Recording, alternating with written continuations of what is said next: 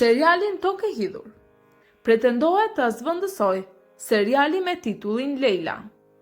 Historia fillon me Leilën, një vajzë e re që përballet me një ndryshim të madh në jetën e saj, kur babai i saj Hilmi martohet me Nur, një grua e re dhe të rejse.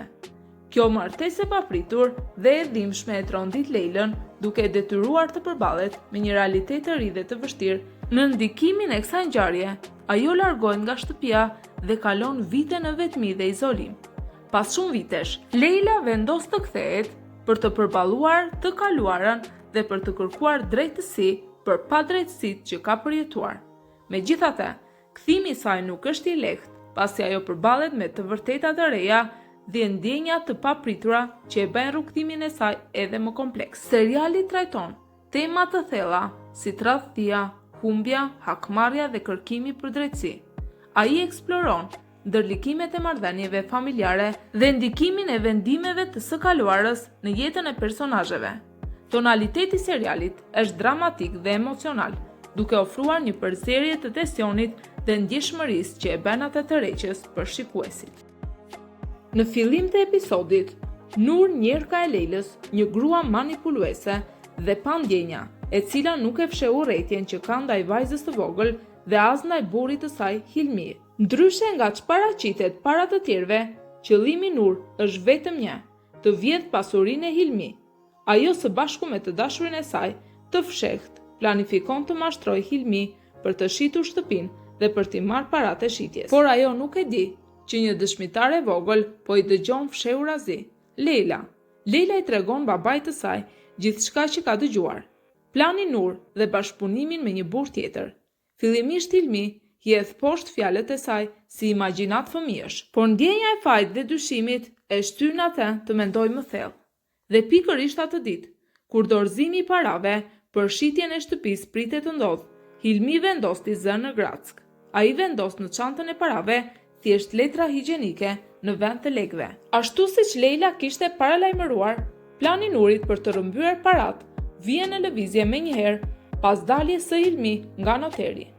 Teksa ecën me çantë në dorë, një motor me 2 persona i afrohet me shpejtësi dhe i rrëmben çantën, duke e lënë atë në shok. Hilmi nuk humbet kohë, kthehet në shtëpi, i përgatitur për të përfunduar lojën që kishte nisur vetë. Këtë herë jo për të humbur, por për të zbuluar të vërtetën. Ai shtiret i tronditur, i shkatëruar emocionalisht dhe ekonomikisht, për të parë se si do të reagonte gruaja e tij. Nur e bindur se plani i saj kishte funksionuar dhe se paratë ishin tashmë në duart e saj dhe të dashurit, e luan rolin e bashkëshortes së përkushtuar. Ajo e përqafon Hilmin, i shpreh keqardhje dhe flet për një fillim të ri së bashku, por në sytë e saj vërtetohet kënaqësia e fshehtë e suksesit. Pas përplasjes me Nur, Hilmi shkon në dhomën e Leilës, i mbushur me ndjenja faji dhe pendese, i afrohet vajzës dhe me zë të ulët plot emocioni thot: "Ti kishe të drejtë bija ime, nuk të besova kur duaj. Parat janë të sigurta. Mos dil nga dhoma çfarëdo që të ndodh derisa të kthehem." Ai i tregon dhe gjithashtu vendodhjen e parave. Leila e shikon babain me sytë e mbushur me lot. Është era e parë që ai i beson asaj. Ndërkohë Nur, e mbushur me krenari për suksesin e saj, takohet me të dashurin për të ndarë fitoren. Po kur hap çantën, ajo zbulon vetëm letra higjienike brenda. E tronditur dhe e zemëruar, ajo ja e fajin të dashurit për paaftësitë e tij. Grindja shpërthen dhe ai i neveritur nga sjellja e saj e braktis në mes të rrugës, duke e lënë Nurin të përballet me rrëzimin e planit të saj. Hilmi mbërrin dhe përballet me të. Zëri i tij është i ngjeshur nga zemërimi dhe zhgënjimi. "Ti nuk ishe grua, ishe një mashtruese. Duhet të besoja vajzën time që në fillim." Mes sesionit dhe përplasjes verbale, ai i thotë se do ta çojnë në polici. E kapur nga frika, Nur rrëmben një gur dhe e godet Hilmi në kokë. Ai bie për dhe, i përgjakur, Nur i kën me vrap.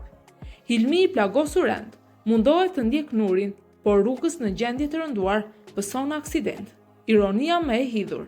Makina që e godet është e pronarit të tij, burrit për të cilin kishte punuar gjithë këto kohë. Hilmi ndërron jetë në vend. Nuri kthehet për të marrë paratë, hyn në dhomën e Leilës dhe përballet me të. Leila i thot me zë të dridhur: "Ku është babai im? Dua baban tim." Por Nure e gërsuar dhe e rrezikshme e kërcënon që t'i tregoj vendin ku janë parat. Kur Leila refuzon, Nure mbyll në një vend të errët. Tashmë Leila, e vetme e friksuar dhe traumatizuar nga vdekja e babait dhe humbja e çdo mbështetje, qëndron e mbyllur në errësirë, me një ndjenjë të thellë braktisjeje. E vetme në botë, ajo përsërit vetëm një fjalë: baba. Ky episod hap një rrugtim emocional thellësisht dramatik, ku humbja e një prindi bëhet pika e kthesës për heroinën e vogël Leilën. Ai vendos themelet për disa linja të fuqishme narrative. Lufta për të mbijetuar në një botë të padrejtë, përballja me mashtrimin, dhimbjen dhe tradhtin, sidomos kur ato vijnë nga njerëzit më të afërt. Shpresa që lind nga njerëz të panjohur, por me zemër të pastër, të cilët jeta i sjell në rrugën tënde në momentin më të errët. Ky fillim hap derën për zhvillimin e një protagoniste të fortë, që kalon nga pafajësia me forcë, nga viktima në simbol të drejtësisë. Shpresojmë që seriali Leila të fitoj zemrat tuaja, ashtu siç bëri edhe Tokë e Hidhur. Si ju duk pjesa e parë, të dashur shikues? Na lini komentet tuaja më poshtë. Jemi shumë kurioz të dim mendimin tuaj. Ju faleminderit që qëndruat me ne deri në fund. Mos harroni të na ndiqni për episodin e radhës të Leila, jeta, dashuria dhe drejtësia. Në vijim do t'ju lem me disa skena të përzgjedhura nga ky episod në formë fotosh për t'ju ndihmuar të përjetoni dhe më thellë emocionet dhe zhvillimet e ngjarjes. Nëpërmjet imazheve do të mund të lidhni çdo moment me atë që sapo pat.